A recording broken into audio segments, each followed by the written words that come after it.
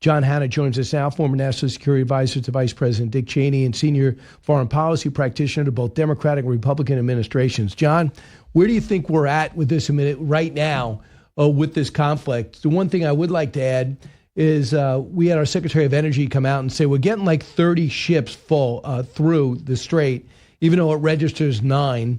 We're doing with something with shutting off the transponders or whatever. And the Defense of Democracies did confirm it, that they believe from their source with the Navy that it's happening. So let's say it's 30, not 100. Where do we go from here if the president was to ask you for advice? Well, I mean, it all depends on his risk tolerance, Brian, and the plans he's presented with. It seems like the president doesn't believe at an acceptable cost he's got a military solution on Hormuz, or that he's got an option to dramatically escalate and devastate Iranian society, because he's worried about what happens in response, retaliation in the Gulf against critical energy infrastructure that takes this energy crisis over a cliff. So I'd say if he's in that position before the midterms, worried about markets, if there is this worry about munitions depth and stockpiles, if you can maintain the current strategy of oil in a band of $85, $95, strangulation of the Iranian economy, increasing sanctions, getting countries on Iran's borders to further shut down the smuggling, and engaging in whatever tit-for-tat strikes you have to whenever the Iranians raise their heads,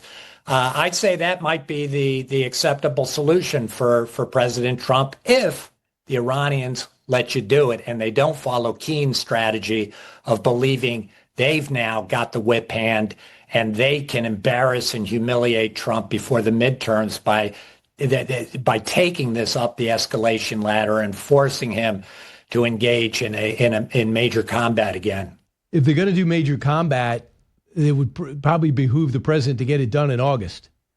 Right? Now's the time. Yeah, no, if you're going to do it, if you're going to resolve this militarily in a definitive way, the sooner you can do it, the sooner you can get past the shock to oil markets, the sooner that kind of victory can seep in to the American people. If it's possible, if it can be done at acceptable cost to the global economy, to American forces, American casualties, yes, you do it as soon as possible, but there's been no evidence for several months now, since April 7th, that the president believes he has any of those options available to him, again, at acceptable cost and risk that he's willing to pay. They say 3 separate times the Gulf states have contacted him and said, look, I don't know if we can handle the retaliation. Please don't go ahead. He wanted to go ahead offensively, and of course our bases are the main target. But he felt as though our bases could be adequately protected. But it's the infrastructure that I think our Gulf states are worried about. What would you say if you were the president, if the Gulf states are calling you saying they're worried? I take it seriously. I certainly go to my intel community. I go to my military. Can we protect these guys, or are we looking at a real global depression? The president said months ago, I don't want to be Herbert Hoover. And if you destroy on a permanent basis critical Gulf oil infrastructure that hasn't been destroyed yet, you're facing a real crisis. Then $100 oil looks like a walk in the park. We're going much, much higher than that. And again, it may be worth it not to lose the war, to take down the Iranian regime, to get them to capitulate, to achieve a military victory and liberate Hormuz. But the enemy gets a vote, and this could be a very, very costly and tough fight. Now, John, tell me feasibly, militarily, is one of the plans hit them so hard from so many different ways, being that we've gone to school on what we did and didn't do in the first with Epic Fury 1, and to hit them so hard in so ways to diminish the chances that they have to hit our Gulf states?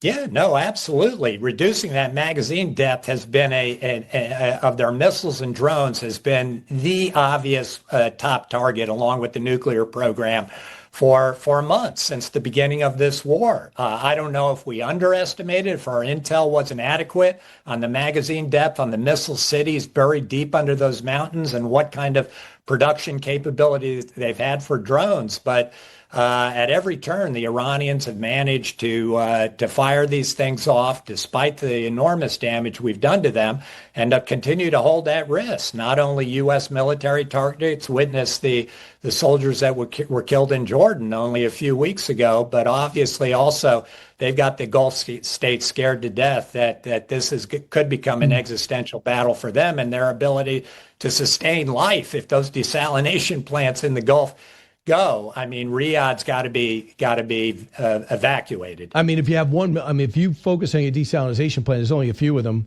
that do a tremendous amount of work. I imagine you could defend them, and maybe that there's a plan there. I would not know it. I don't have the satellite images. I don't see the missile capabilities in front of me. But I'm just looking overall. Do you think it's time to urge the Gulf states to have a offensive plan themselves? I mean, the UAE and Saudi Arabia at different times have taken action on a low-key basis. But would you think they could be a significant help?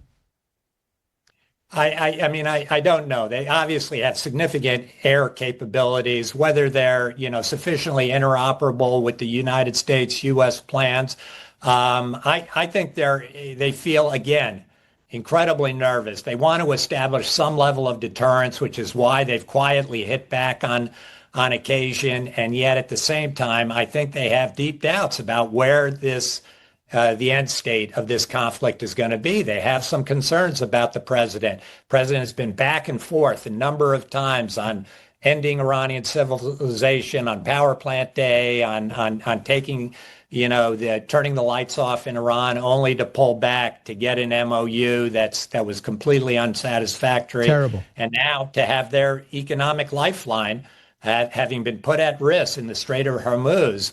Almost all of their sea-based trade obviously goes out through Hormuz. Now Bab el-Mandeb is threatened, and the United States hasn't had a definitive answer to liberate it and keep it liberated. That raises a lot of questions in their minds, I think, about how far they can go on their own to go after the Iranians. So would you do a joint hit, according to General Jack Keane, would involve the IDF, Cut 7?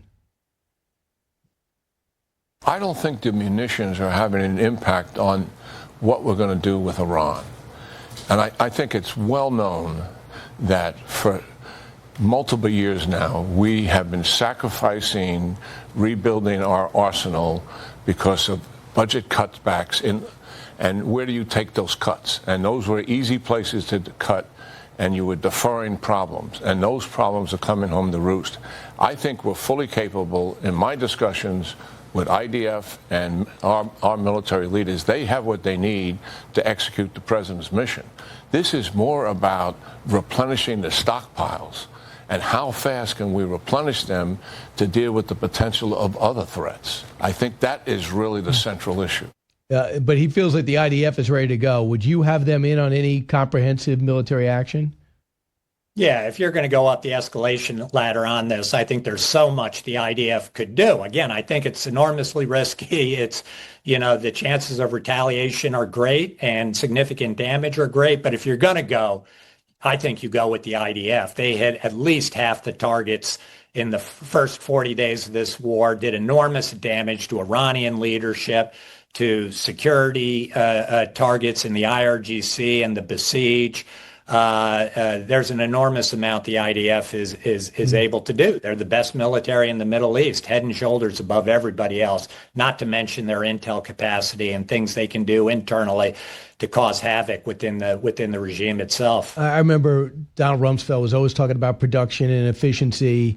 How hard is it to be a to arm up this country on CRs, on continuing resolutions, when we're trying to figure out what to build next, and the Pentagon wants to use their budget, but we just get CR after CR because we can't get together on a budget? How much does that hurt procurement? It's a disaster. It's a disaster that's 20, 25 years in in the making. Your inability to have multi-year contracts to give suppliers the confidence and predictability they need to invest in plants, factory space into the workforce that would be required to build these modern advanced weapons.